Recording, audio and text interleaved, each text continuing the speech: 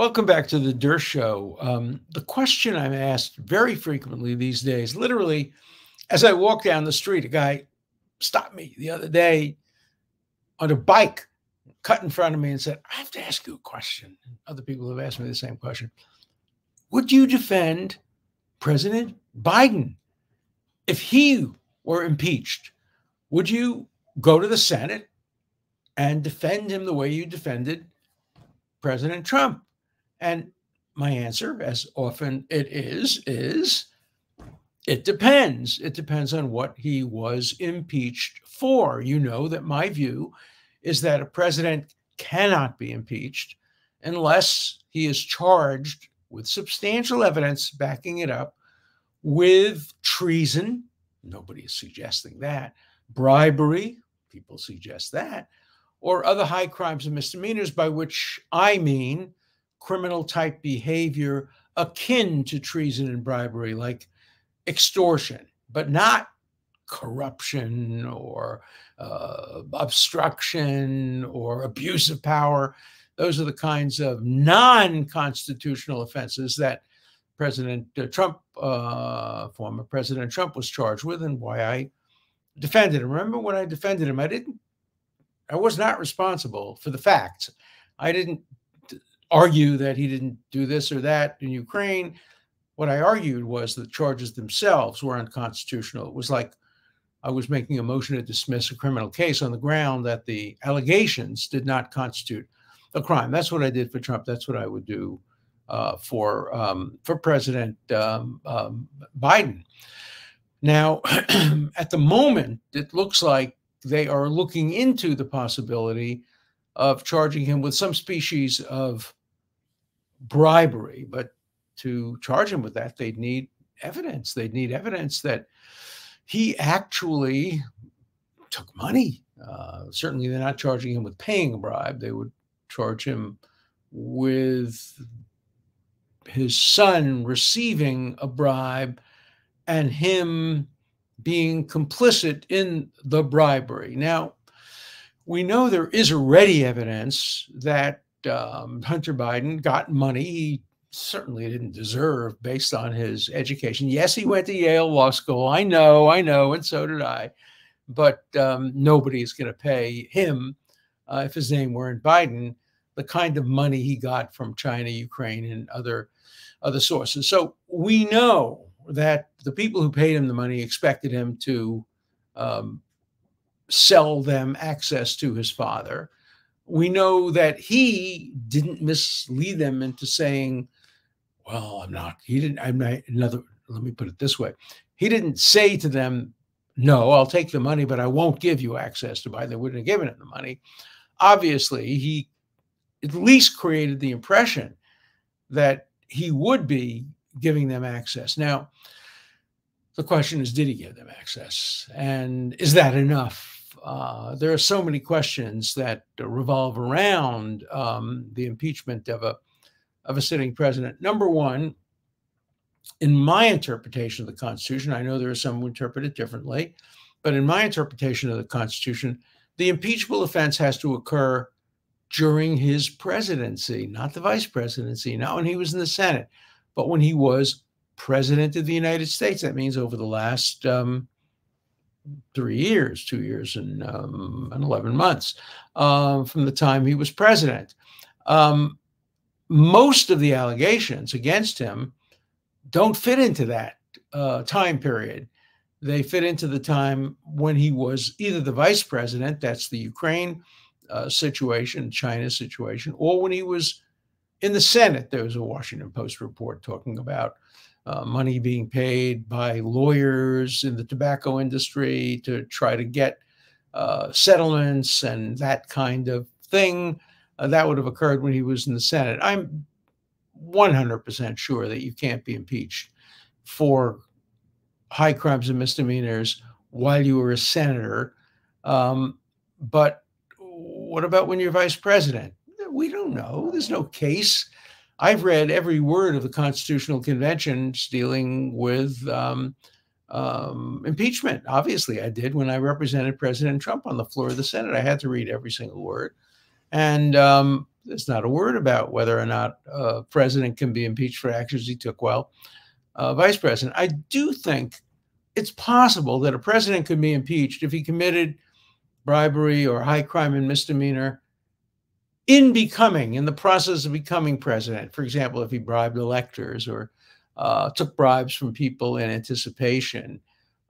Remember that Spiro Agnew resigned from the vice presidency for taking bribes when he was the governor of Maryland. But if I remember correctly, some of the money was actually paid to him while he was serving as vice president. So that's not as clear a case. And of course, he wasn't impeached. He resigned. So that doesn't serve quite as a precedent. But there are no precedents. So we don't know whether or not a president can be impeached for allegedly committing impeachable offenses when he was not the president of the United States.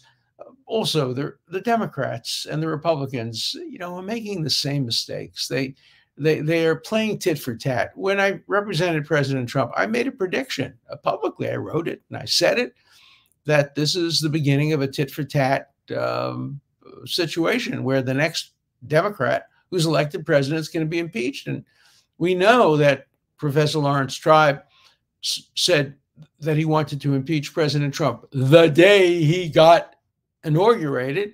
And we know that Congresswoman Green said the same thing about President Biden. She said he should be impeached on the day he was inaugurated, before either of them had an opportunity to commit impeachable offenses. So we know that Alexander Hamilton's nightmare, he said the worst and the most dangerous thing is for impeachment to turn on who has more votes and on partisan considerations. And we're seeing that happening right now. So the short answer is I would apply exactly the same standards in deciding whether to represent the President Biden as I applied to the decision to represent President Trump. I wouldn't make as many enemies if I defended President Biden, certainly among my liberal friends and family. Probably make a lot of enemies among Republicans, and I expect that. Look, my job has been for the last 60 years to make enemies, the right kind of enemies, and always to try to be on the side of principle, which always means you're going to make enemies because there are very few people who really care about principle. Most people care about their side winning. And so if you represent the other side and help the other side win, nobody's going to like you on that side. So that's part of the problem of being a principled constitutional lawyer, a principled defense lawyer. Do I think there's an impeachable case against President Biden? There's smoke. There's smoke. There's no question that Hunter Biden took money that he was not entitled to, and that the people who gave him the money thought he was going to give them access. We know that. What we don't know is whether there's a smoking gun or a smoking cigarette butt. That is just a tiny little thing. A smoking cigarette butt wouldn't rise to the level of high crime and misdemeanor. A smoking gun might very well. And so there should be an investigation. Who should conduct it? Not the House Judiciary Committee. I am opposed to what the House did, convening an investigation. I don't think there's enough there to start a formal investigation. It's not necessary. Congress has essentially the same power without an impeachment inquiry being voted. And my preference, as you know, because I've said it on the show over and over again, has been for there to be a special counsel appointed to investigate any alleged relationship between Hunter Biden and President Biden involving the payment of money. People say to me, poo-poo, no, you can't get an independent, neutral, objective special counsel anymore. Everybody's partisan. No, that's not true. I mean, I've mentioned some names: Mike Mukasey, who's the former Attorney General of the United States, Louis Freeh, the former head of the FBI and a former federal judge, David Souter, the former Justice of the Supreme Court. There are many, many people, former presidents of universities, Stephen Trachtenberg of George Washington University. These are people whose neutrality is not questioned and whose integrity is above reproach. These are people who are in the mold of Archibald Cox and Robert Fisk. Archibald Cox was appointed, of course, to investigate Richard Nixon. Then he was fired. And that's a good sign. He was fired by Robert Bork.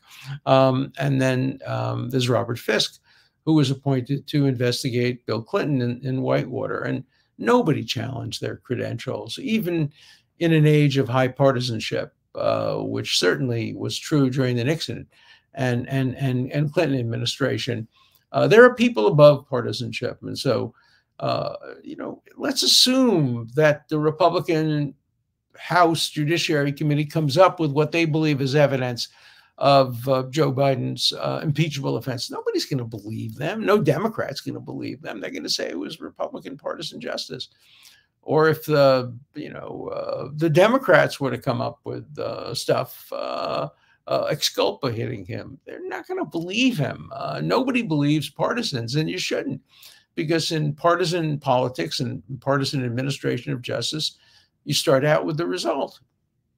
Biden's guilty if you're a Republican. Biden's innocent if you're a Democrat. That's the result. And then you move toward reaching that result, but nobody believes in the process. And so it doesn't have integrity, and it doesn't have any kind of credibility. And so what you do need, and what I was hoping right from the beginning the Justice Department would be to ask around and get a list of very, very distinguished people and go through that list of distinguished people and ask them whether they would be willing to serve in this very difficult capacity. And it's very difficult. Look what happened to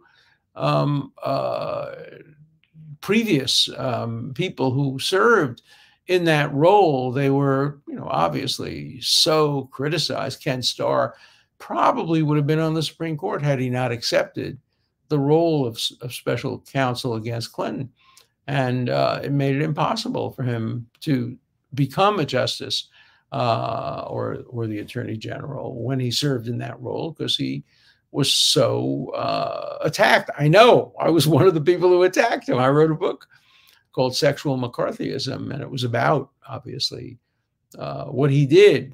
We became friends, interestingly enough, after the impeachment, and remained friends until he died. He was really a nice man, a great lawyer, and a great American. And he sacrificed his own career to become special counsel. And I suspect some of the people I've mentioned, most of them were at the end of their careers or near the end of their careers, wouldn't take on the job. But there are probably other people, I don't know who they are, who would take on the job. And then they would have to look very hard at, for example, there's a check for around $200,000, and it's marked loan repayment. Oh, but loan repayments are often as covers for bribes. We know that. And so one would have to go beyond the writing on the check and look hard into the loan, the interest that was paid, when the loan was made, what documentation of the loan there was. These are all things that could be looked into. There would also be, the investigation would go beyond the borders of the United States. You'd have to go and investigate the people who paid the money and interview them and ask them what they anticipated and what they were told. And was there ever any direct conversations with President Biden? I doubt that there was, but you have to see where the evidence leads. Right now, I would say there's something close to, akin to, or a probable cause that would allow a search, but not nearly enough to bring a criminal prosecution that would have to prove its case beyond a reasonable doubt. I don't even think the standard of clear and convincing evidence or a preponderance of the evidence has been met as to the elements of bribery, extortion, any of the other alleged high crimes committed while he was president against President Biden. But as a criminal defense lawyer, as a constitutional lawyer, I take on cases that involve important issues of criminal law, of constitutional law. And so the answer to the question is yes, I would probably defend President Biden on the legal issues, the constitutional issues, not necessarily on the factual issues. That's not where my forte is. I'm pretty good at it, but my preference is to defend, as I defended President Trump, purely on the constitutional issues. Now, if he were to be impeached, I don't think he's going to be impeached, but there's a possibility. Remember, all impeachment requires is a partisan vote of the Republicans. There are enough Republicans today, if all of them voted for impeachment, to impeach him. Now, impeachment is just an indictment. But if he were to be impeached, it would not be the dumbest thing in the world for him to ask me to defend him. Having the man who defended President Trump defend President Biden would maybe give some credibility to the defense. Again, I don't know whether I would accept. I'm already the oldest person in American history ever to defend the president in an impeachment before the Senate. But that was already a couple of years ago, so I'd be much older at this point. I still think I'd be able to do it and mount a good defense, but I don't think he would ask. I think his Democratic functionaries would say, no, he defended Trump. He can't defend you. That's not a smart thing. Some of the greatest lawyers in history have defended people of the opposite party. Ed Bennett Williams did that frequently. He was a very active Democrat, and he defended many Republicans. He was very anti-communist. He defended communists. He was very Catholic, and he defended atheists. So you defend people based on the principles and based on the law, not necessarily based on the party that you side with. So, yep. The answer is probably A, I would probably defend him. B, I would probably not be asked to defend him in front of the Senate. And C, whether asked to defend him or not, I would defend him in the court of public opinion if I believed that either the charged impeachment defense was not consistent with the limited constitutional criteria, treason, bribery, other crimes and misdemeanors, or even if it was, even if he were charged, for example, with bribery or extortion, I would myself at least look at the evidence and see whether or not I believe there was substantial evidence to support the charge. And if there was not, I would clearly defend him in the court of public opinion. So that's my answer, and I'm sure many of you will object to that. And so I'd be interested in getting your letters. In the meantime, let's turn to other letters. Oh, this is a nice one.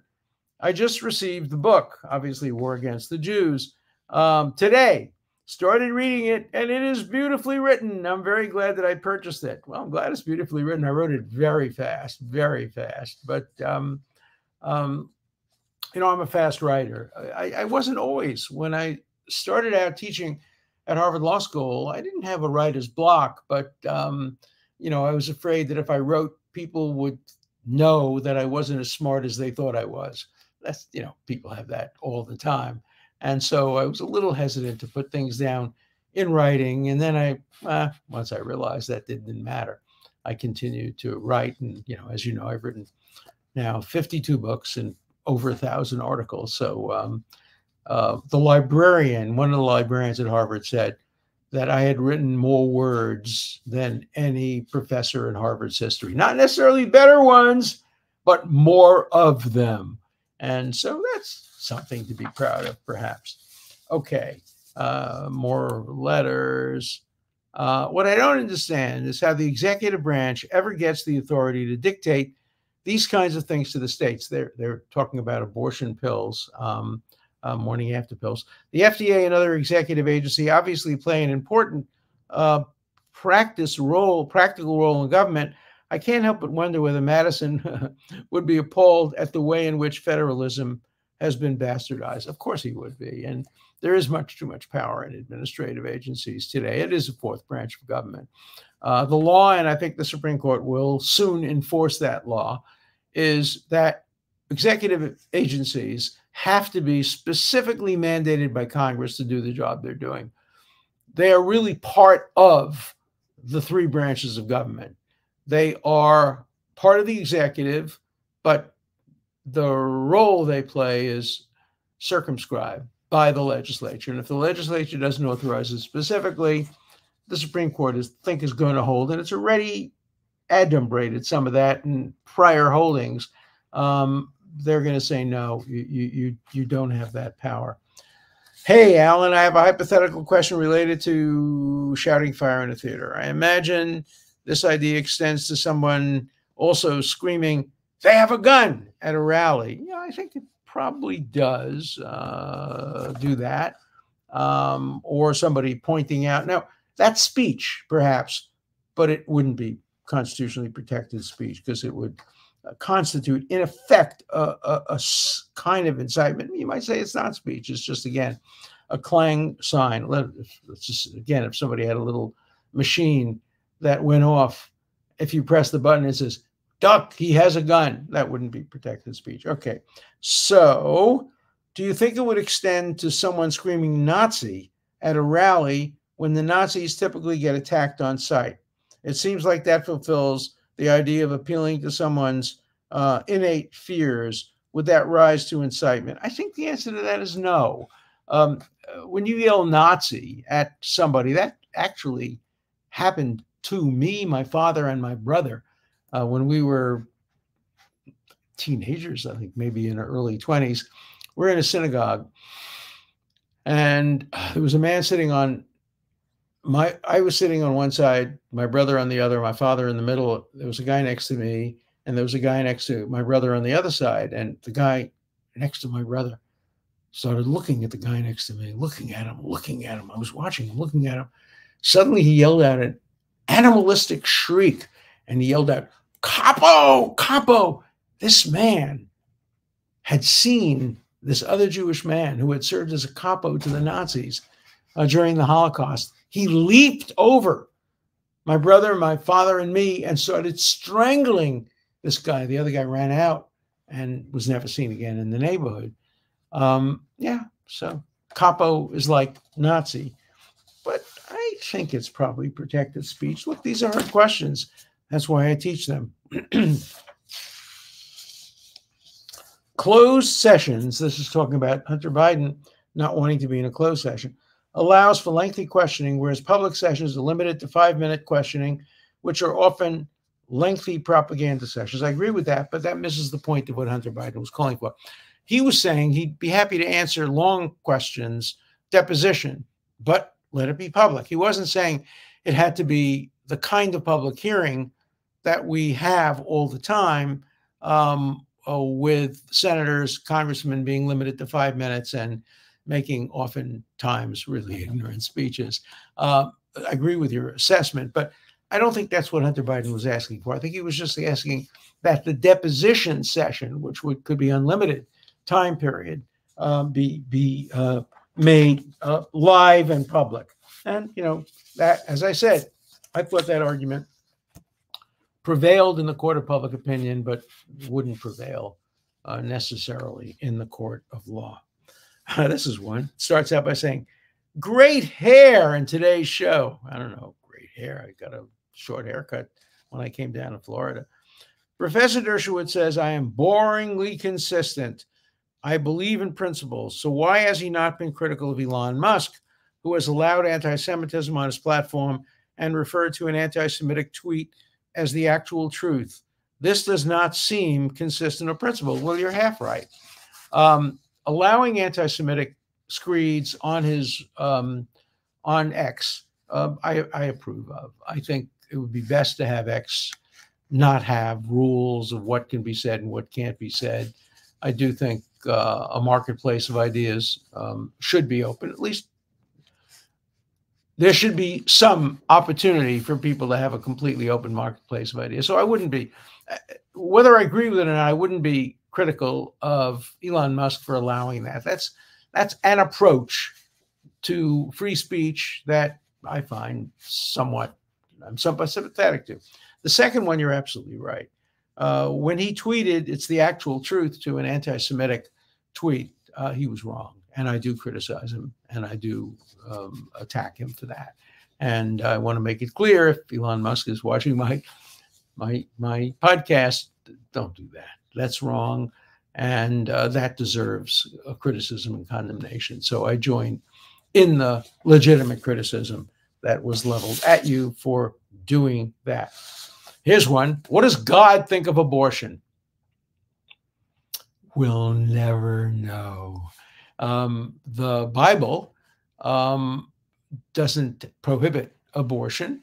It does say that if a man kicks a woman and thereby causes an involuntary abortion, kills the fetus, it is not murder. He has to pay a penalty, but it's not murder. But anybody who thinks they know what God says, no, you don't. You don't know what God says, especially when there's nothing explicit. I think, all right, I can argue God says thou shalt not kill.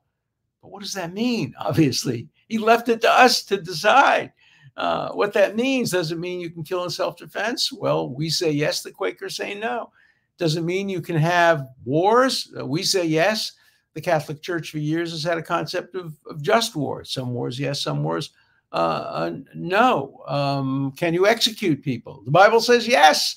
You can't kill, but you can execute. So, you know, even the Ten Commandments doesn't give us God's specific answer to any of these questions. If you believe in God, I think you believe in a God that left it to human beings to decide their own fate. He gave them intelligence. He gave them the ability to decide. He gave them a consciousness. And he created a system of law enforcement which make people pay consequences for their failure to abide by man-made rules, which may be divinely inspired. But leave that up to you. But I don't know what God thinks of abortion. I would hope he would say it would be okay to save the life of a sick woman, but I'll never know. Okay. Final question just deals with the Harvard president and the charges of plagiarism against her. As I think I've mentioned before, there are 4 or 5 different types of charges. Some of them are just miscitations or a failure to put in quotation marks words that are quoted, but they were cited. But there's one very damning case, and there's a Wall Street Journal article about it today, by the woman who claimed she was plagiarized by President Gay. And she said she came up with all these ideas, and President Gay borrowed them without attribution, without a citation, without mentioning her name, and that she was hurt. Her career was hurt by that, because careers in academia are often measured by how often you're cited. And if you're not cited, if you came up with a great idea that was borrowed and not cited, somebody's actually been harmed. So I would expect that, based on the Wall Street Journal article, Harvard should appoint not the board, not the corporation, they're insiders, they're the people who picked her, an outside public group of people who should look into this and issue a public report, not through the corporation, but independently, as to this specific charge of plagiarism. I think the public has the right to an independent evaluation. And if Harvard doesn't do it, it can still be done by others, by outsiders. But the important point is to get a credible, nonpartisan person to do that report. When I was accused by, you know, obviously an anti-Semite, of plagiarizing my book, The Case for Israel, they said the Mossad wrote it. Fortunately, I read everything by hand, and I was able to show I read everything. I immediately asked for an outside evaluation. The dean of Harvard Law School, her name was Elena Kagan, she's now a justice of the Supreme Court, appointed the former president of Harvard, Derek Bach, the former dean of the law school. Neither of them were friends of mine at all. They did a thorough investigation and said it was absolutely false. There was nothing to it. I did absolutely nothing wrong. And a year later, I got an award for writing. So, you know, I was cleared completely and completely vindicated from a false charge. And the man who made the false charge had to remove it from his book And eventually he was denied tenure at a university, in part for making the false charge against me. So justice prevailed. I want justice to prevail in the gay case too. I want to know whether or not she did or did not commit plagiarism. We'll see what happens. See you tomorrow.